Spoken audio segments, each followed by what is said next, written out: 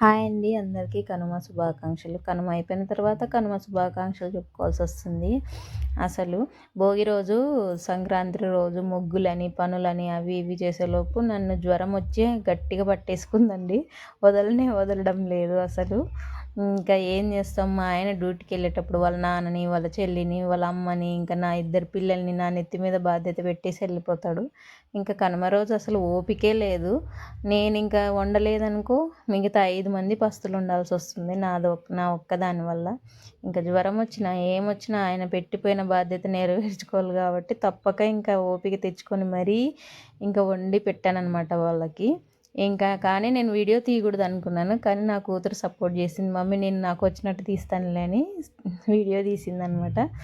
ఇంకా ఎలాగో అలాగ తీసినట్లు తీపిచ్చుకున్నాను నేను కూడా, ఇంకేం అనలేకపోయినాను. ఇంకా నచ్చితే లైక్ అండ్ సబ్స్క్రైబ్ చేసుకోండి.